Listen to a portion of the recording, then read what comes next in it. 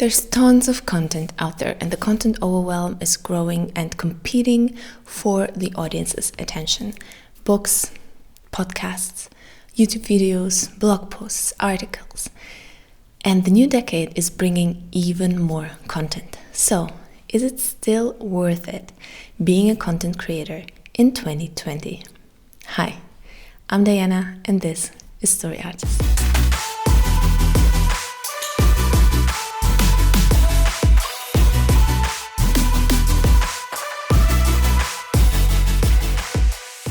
Hi, welcome to this new episode in the new decade. I'm really excited to bring this to you.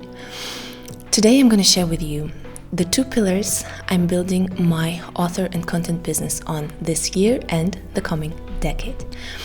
I had a quite rough 2019 with ups and downs.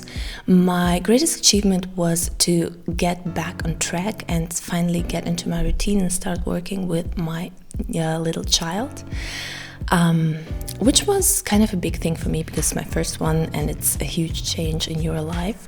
I'm quite proud of it, but I still have so many more goals. And I was talking to you in the intro of this episode about the content overwhelm. And when I thought about this question, I thought about myself and how I look at content. The thing is, yes, we are overwhelmed, but we filter the content through what we like. So there are tons of YouTube channels and videos out there, but I only subscribe to those that I enjoy and that I like, and I filter them. And those that bring me the best content and the most enjoyable and useful content, I stick to them for years and years. And I think this is the key to becoming a content creator. Find your tribe, find your audience, and know what your audience wants. And if you know that, you can be a successful creator in this new decade. So let's jump into those 2 pillars I will base my business on in this coming decade. And I will also talk to you about my goals. And maybe it's helpful for you. Maybe you can also have your own goals through that. I will talk to you about my achievements and everything that I think I can do better in this new year. Feel free to skip forward when I talk about my goals if you're not interested, and just listen to the principles. I will talk to you about the principles first of this pillar, and then I will talk to you about how I want to apply those principles in my own business and what are the practical goals in my own business. Let's start with pillar number 1. Number 1, create regular and excellent content. And this is really my priority number 1. And when I think about the fact that there's so much out there already, I get overwhelmed. But the truth is that the market is still growing.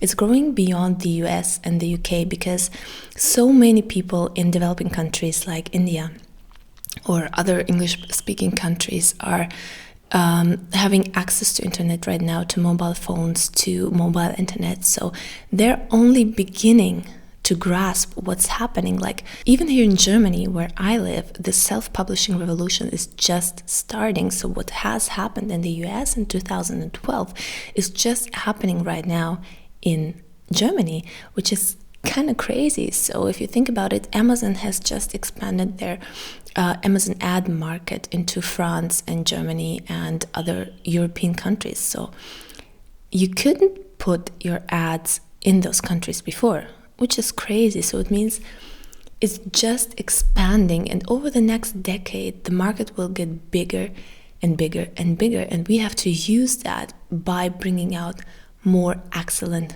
content. And the second trend in this new decade is that authors are growing more and more empowered.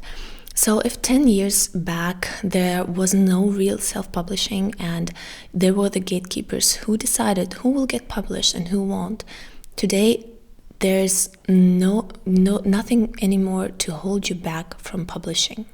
So you can just go ahead and publish your stuff on Amazon and all the other distributors just like that.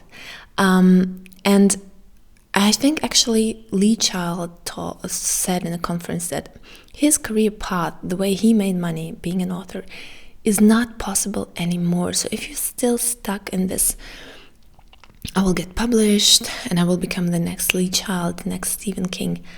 I don't think that this is a possibility anymore because the market is changing and there's so much out there. It's like playing the lottery. It really is. But you have a real possibility because you are empowered and you can move on with in your own terms, with your own rules. And it can be scary because you have to know the market, you have to know the rules, to bend the rules, you have to work really hard, not only on writing, but on all the other stuff, on marketing, on publishing. But it's worth it because in the end, you get to control what your author life looks like and how successful you are with your writing. And I can't emphasize enough how important it is to bring out new content.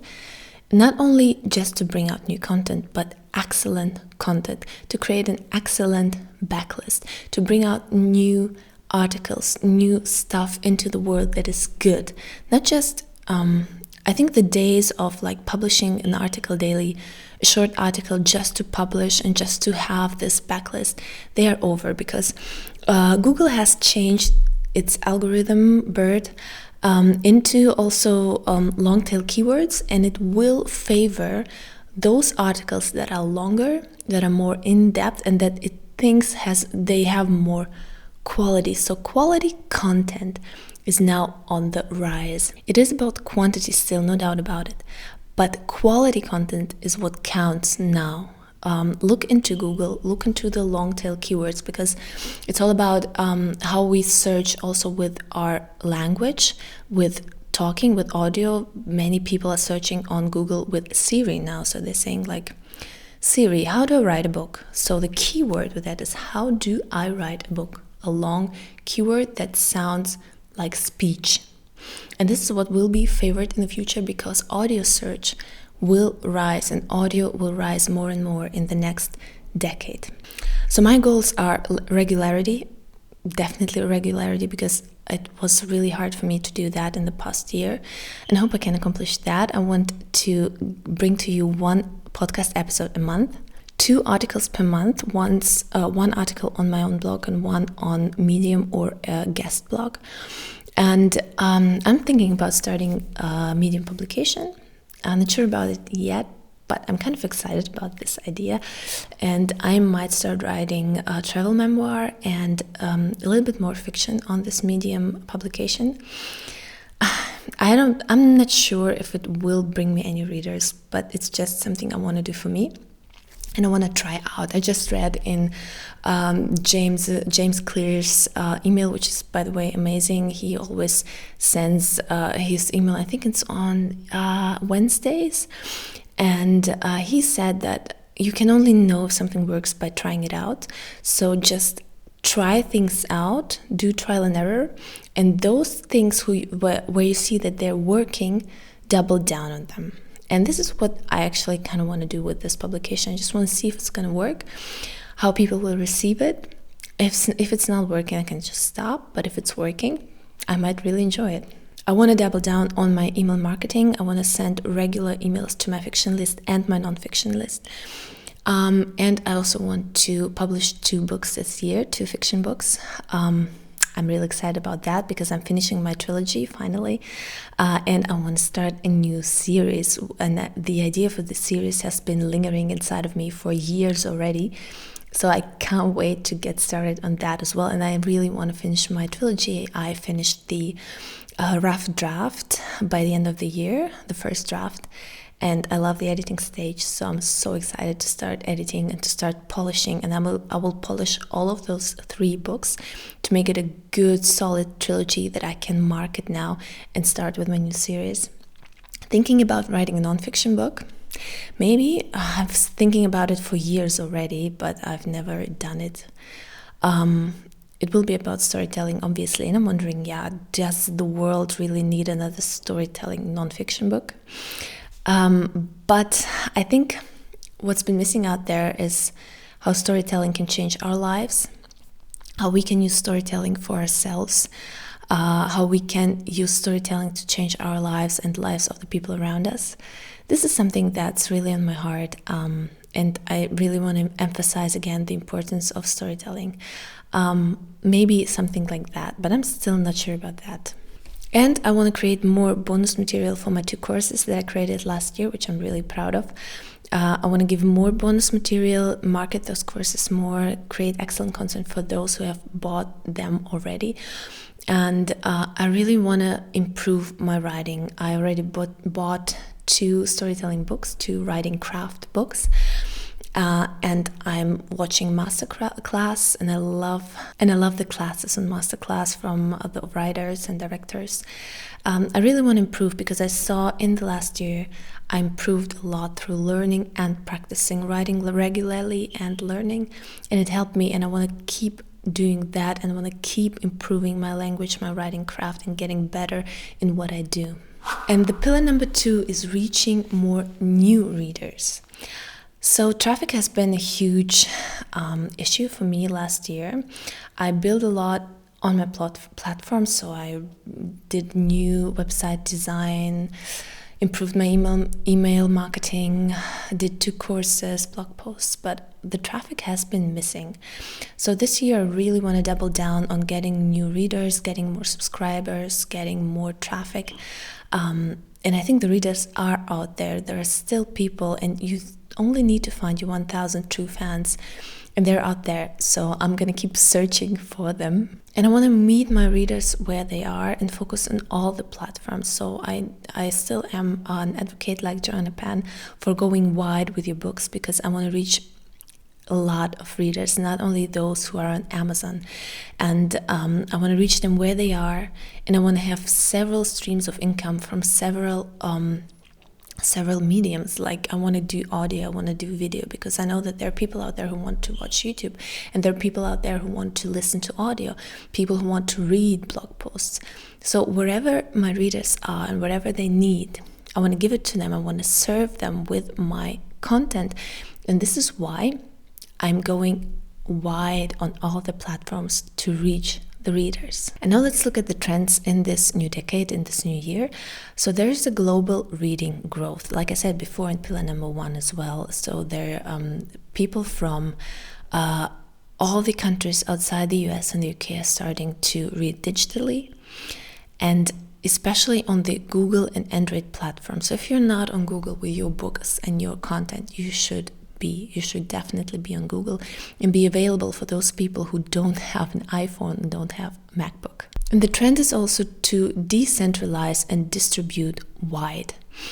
And I know that there are people who are still dependent on Amazon, and it's absolutely your choice, but I'm an advocate for going wide, just because you never know what happens to Amazon and if they change the algorithm, and you don't want to depend on one platform. This is why I also think, or I don't want to be a YouTuber and just depend on YouTube for my income.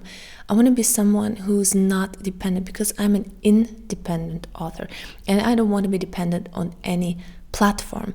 I want to learn from them, I want to deliver to those platforms, but I want my income to be from several different sources, and serve the platforms and go wide with my distribution. And obviously, audio and video will grow even more and more.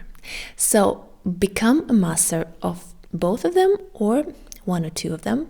If you don't like video, I know that many authors don't like video, but I myself, as someone who studied film, I'm actually quite excited about the growth of video. I would love to do more with video, not just sitting around here and telling stuff about filming, but it's just too it's too complicated for now, but I plan, and I hope I can do that in future, especially with traveling and so on. And if you like audio, I know many authors prefer audio, because it's just something that you feel more free, you don't feel that observed. You can just focus on one of those if you want and become a professional in those. So don't think that if you're doing audio or video, you can get away with bad quality. Please. I know that there are authors doing videos out there and the quality is just so bad. Please don't do this. Be a professional, become a professional, and do good quality content, not only with the content in itself, but with the format as well. Buy a solid microphone, they're not that expensive. Buy a good camera, and learn how to use this camera, because a good camera is not, it won't help you make an amazing image if you don't know how to use it.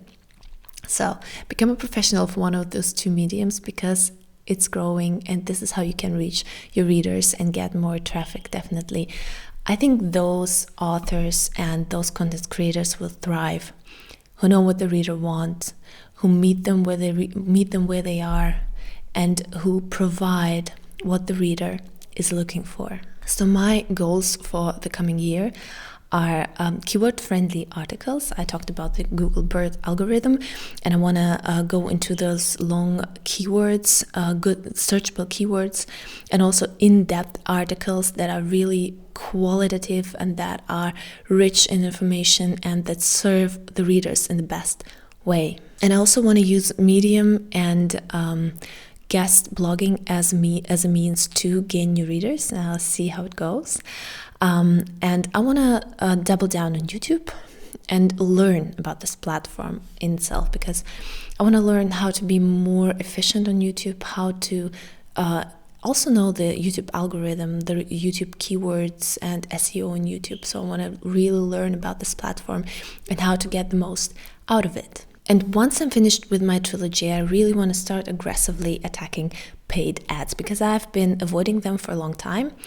It's quite complicated, but I thought it's no use advertising and paying for ads before I finish my trilogy. So once it's finished, I will start trying paid ads on Amazon, maybe Facebook, BookBub definitely, and start testing and start finding the best ways to use paid ads to gain a larger readership and sell more books. And I know that audio is the new trend, and I really dream of having my books in audio, but it's quite expensive, so I'm not sure if I can do it this year. Maybe next year. We'll see how it goes and how my business grows this year. I really dream about it, definitely do, and I know that Find a Way of Voices has a great deal for authors, where you I think you pay 50 or 60% to the narrator, and then you have like a royalties share deal, and I definitely want to do that, but it's still too expensive for me. So I have this dream of an audiobook, and I definitely want to do it, but first I need to polish my trilogy, start doing paid ads and see how it goes, and maybe if I'm successful I can do also audiobooks this year, because I think this is where the trend is going. Definitely, we need to have audiobooks. I will, if not this year, I will definitely do an audiobook or audiobooks in the coming years, because this is a trend we need to understand, and we need to, a train we need to jump on before it drives away, a wave we need to ride before it swallows us.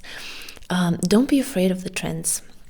My recommendation is always know the trends, and I always listen to Joanna Penn and The Creative Penn, her amazing podcast, and the Alliance of Independent Authors has a podcast as well, and I listened to that one where Joanna Penn and Orna Ross were talking about the new trends of the new decade and this new year. And it was really helpful for me to derive the trends that are relevant for me and for my business, and to see how I can use them to my advantage.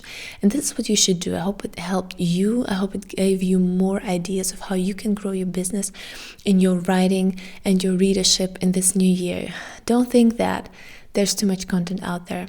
There is. But if you have great content, your tribe will be there to read your content and to consume it. I think there are people out there who need your content still, who are still looking for someone just like you to bring them what they need, because everyone is unique and every individual is bringing their own, something of their own self into their content, and people need it. And your 1,000 true fans are out there, as are mine. And I think we can do this, and this is going to be an amazing, exciting decade to be a content creator, because the possibilities are as big as they've never been before, and it's an exciting age to live in. I think it's the best age to become a writer.